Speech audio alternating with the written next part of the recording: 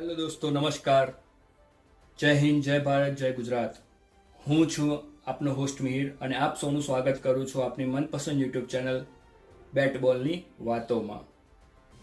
Final test આવી ગઈ છે સાહેબ, અને જે પ્રમાણે છેલ્લા 2 દિવસમાં ઇન્સિડન્ટ થયા છે કે ગૌતમ ગંભીરની પિચ ક્યુરેટર સાથેની બબાલ બરાબર, અને કેટલાક પૂર્વ ખેલાડીઓનું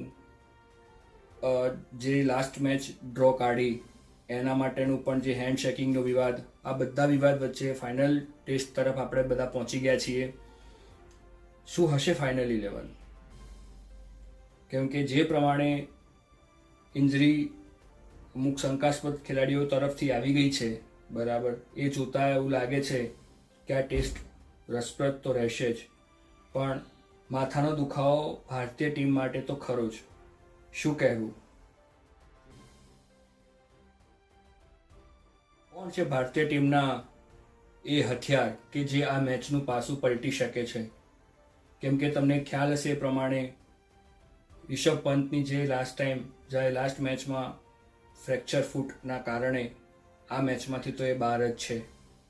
જે ભરોસો જ હતો જસપ્રીત બુમરાહનો, એ પણ હમણાં જ તાજેતરમાં ન્યૂઝ એવા આવ્યા છે કે એ પણ ફાઇનલ ટેસ્ટમાં અવેલેબલ નથી. તો હવે આપણા સ્ટાર 2 ખેલાડીઓ વગર આપણે આ મેચ કેવી રીતે જીતી શકશું? શું ભારતીય બોલિંગ એટલી મજબૂત છે કે આ ટેસ્ટ મેચમાં 20 વિકેટો લઈ શકે? કેમ કે 20 વિકેટો લીધા વગર આ મેચ તમારી ડ્રો જવાની નથી. મારા મંતવ્ય પ્રમાણે Dhruv Jurel leg to leg replacement છે, પણ જસપ્રીત બુમરાહનું રિપ્લેસમેન્ટ કોણ છે કે જે આખી સિરીઝમાં જોઈન્ટ હાઈએસ્ટ વિકેટ ટેકર છે? એનું રિપ્લેસમેન્ટ કોણ? કેમ કે મેડિકલ ટીમ તરફથી એવું આવે છે, બીસીસીઆઈનું પણ અંદર ઇન્વોલ્વમેન્ટ છે કે જસપ્રીત બુમરાહની પીઠ પર જે ઓવરલોડિંગ થઈ રહ્યું છે એનું પણ મેનેજમેન્ટ થવું જરૂરી છે. કેમ કે એનું મેનેજમેન્ટ નહીં થાય તો ઇન્જરી વારે ઘડીએ થશે, અને આ આપણા જે સ્ટાર બોલર છે, સુપરસ્ટાર બોલર, કે એનું ભવિષ્ય પણ ટીમમાં જોખમાઈ શકે છે. તો હવે આપણે ફાઇનલ 11ની પસંદગી કોના ઉપર દારોમદાર રાખશું? કેમ કે સ્ટાર ખેલાડીઓ નહીં હોય તો આ મેચ નહીં જીતી શકીએ. બેટ્સમેનો ગમે તેટલા રન બનાવશે, પણ જો બોલરો વિકેટ નહીં લઈ શકે તો બધું નકામું છે. તો મારી અને મે બી કદાચ તમારા લોકોની પણ ફાઇનલ 11 ખાસ કોમેન્ટમાં શેર કરજો કે કઈ હોઈ શકે. હું જોઉં છું સૌથી પહેલાં ટોપ જે આપણા 4 છે એમાં અનચેન્જ જોઉં છું, જેમાં આવશે યશસ્વી જયસ્વાલ, કેએલ રાહુલ, સાઈ સુદર્શન અને શુભમન ગિલ. આ 4માંથી 3 આપણા ફોર્મમાં જ છે. એક સાઈ સુદર્શન એક એવો ખેલાડી છે કે જે ડિફેન્સ તો સારું કરે છે, પણ ક્યાંક ને ક્યાંક અનુભવની કમીના કારણે આપણને 3 નંબરમાં હજી જેવી જેવી સ્ટેબિલિટી દેખાતી નથી. શું ટીમ ઇન્ડિયા વળી પાછા કરુણાને લાવશે?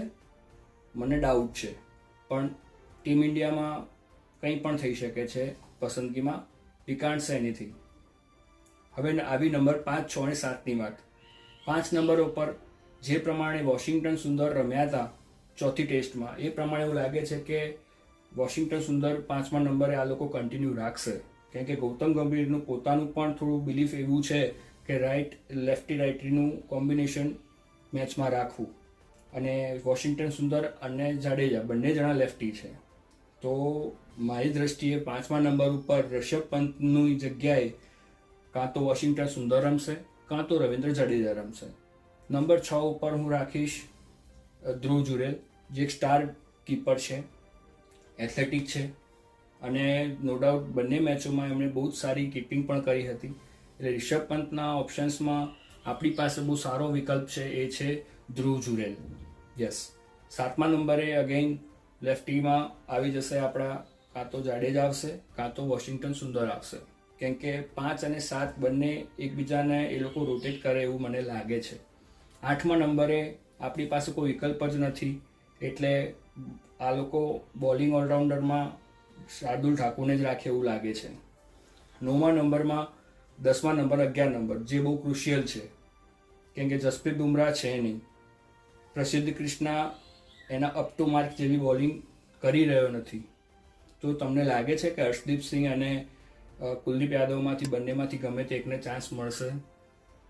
મને એવું લાગે છે કે જો બોલિંગ પીચ જે ખરી એ ફાસ્ટ બોલિંગને અનુરૂપ હશે તો 100% હર્ષદીપ સિંહને આ લોકો ટીમમાં લાવશે. પણ જેવું લાગશે કે આ પીચમાં જે અત્યાર સુધીની રહી છે ફ્લેટ સપાટ, તો એવી પીચમાં મને લાગે છે કે કુલદીપ એક હથિયાર તરીકે સારું એવું પ્રદાન કરી શકે છે.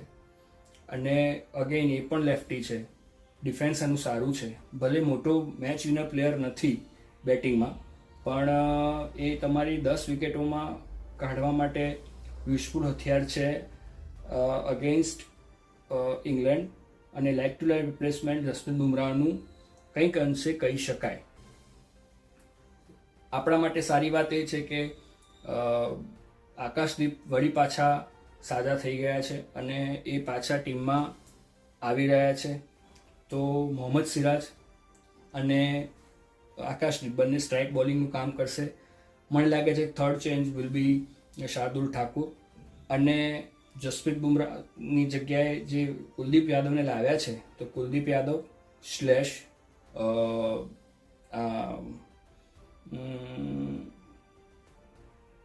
કુલદીપની જગ્યાએ આપણે પ્રસિદ્ધ ક્રિષ્ના કાં તો પછી આ લોકો હર્ષદીપ, ત્રણમાંથી ગમે તે એક રમશે, જે આપણે થર્ડ કે ફોર્થ ચેન્જ હોઈ શકે છે. અને વોશિંગ્ટન સુંદર અને રવિન્દ્ર જડેજા, આ બંનેનું જે કોમ્બિનેશન છે એ પણ બહુ જ ઇમ્પોર્ટન્ટ છે, કેમ કે વિકેટ ટેકિંગમાંની એબિલિટીઝમાં પણ ક્યાંક વોશિંગ્ટન સુંદર જાડેજાની થોડા આગળ કહી શકાય. તો આ રહી મારી 11. તમારું શું માનવું છે? ખાસ આપની 11 પણ શેર કરજો. હવે આપણે જોઈશું ઇંગ્લેન્ડની 11. આપણે આવશું ઇંગ્લેન્ડની ટીમ તરફથી. ઇંગ્લેન્ડની ટીમમાં તમે જુઓ છો કે બને ત્યાં સુધી લોકો ચેન્જીસમાં બિલીવ નથી કરતા હોતા, કેમ કે એમને ફિક્સ જ છે કે આખી ટીમમાં બધા ઓલરાઉન્ડરને જ રમાડવા છે, બરાબર. પણ લેટેસ્ટમાં ન્યૂઝ એવા આવ્યા છે કે જેમી ઓવરટર્નને એડ કરવામાં આવ્યા છે, કેમ કે આખી ટીમ જે ખરી એમાં બધા જ પ્લેયરો બધી જ મેચો રમેલા છે. ખાલી હસીબ હમીદ અને લિયામ ડોસન, આ બંને પ્લેયરો એવા છે કે જેમના થોડા રિપ્લેસમેન્ટ એક મેચ માટે થયા હોય, બરાબર. એટલે એમની 11માં મને લાગે ત્યાં સુધી કોઈ ચેન્જ થશે નહીં, અને જો કદાચ ચેન્જ થશે તો ક્રિસ વોક્સની જગ્યાએ જેમી ઓવરટર્નને લોકો લાવી શકે છે, કેમ કે જેમી ઓવરટર્ન પણ એક બોલિંગ ઓલરાઉન્ડર છે. અને તમે જોવા જશો તો આખી એમની જે પ્લેઇંગ 11 છે એમાં 10 નંબર સુધીની બેટિંગ એ લોકો બિલીવ કરે છે, કેમ કે એ હંમેશા તમને ફ્લેટ પીચ જ આપશે, કેમ કે એમની પાસે એવું કૌશલ્ય નથી કે જે સ્વિંગ બોલિંગને રમી શકે, બરાબર. કેમ કે એમને તો કેવું છે કે અમને 350, 400, 450 પણ તમે રન ચેઝ કરવા માટે આપશો તો અમારે 10 પ્લેયરો બધા બેઠા જ છે કે જે અમે લોકો કરશું, તમારે જેટલા રન બનાવો એટલા બનાવો. એટલે એમના બોલર્સ અને ઇન્ડિયાના બોલર્સમાં અત્યારે સિમિલારિટી મને વધારે દેખાય છે, કેમ કે ઇન્ડિયાના સ્ટાર પ્લેયર્સ અવેલેબલ નથી બોલિંગમાં યુનિટમાં, બરાબર. મોહમ્મદ સિરાજનું પ્રદર્શન અપ એન્ડ ડાઉન રહે છે. કોઈક મેચમાં બહુ જ સારા હોય છે અને બીજા મેચમાં સડનલી એક ફ્લેટ થઈ જાય છે, કેમ કે એમની બોડી ઘણી વખત એટલા એંગરમાં આવી જતા હોય છે કે ઘણી વખત તમે જોશો લાસ્ટ મેચમાં કે જે પણ પ્રમાણે બોલિંગ થઈ છે બધી લેગ સાઈડમાં, બેટ્સમેન ઇઝીલી રમી શકતા હતા.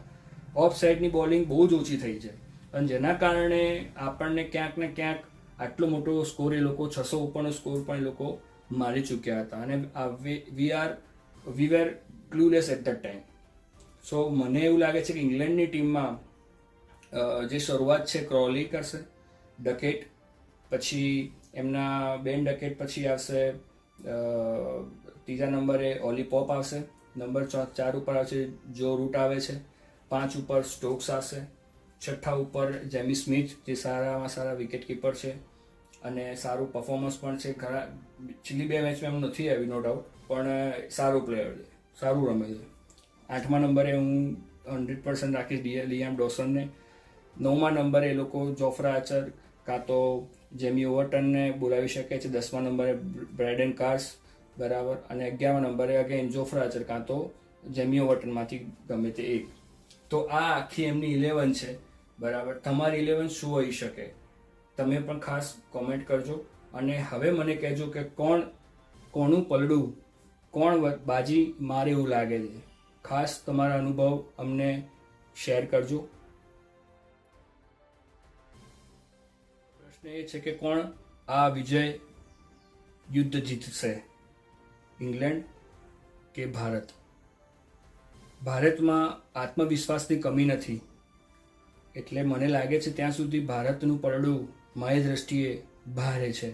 કેમ કે સાયકોલોજીકલી જે પ્રમાણે લાસ્ટ ટેસ્ટ આપણે જીત્યા, ડ્રો કાઢી, પણ દેખાય છે તો આપણે જીત્યા બરાબર. કેમ કે જે લોકો મેન્ટલી ફ્રસ્ટ્રેટ થયા હતા એ પ્રમાણે તો એવું લાગે કે આ ટેસ્ટ મેચ ખૂબ જ રસપ્રદ રહેશે.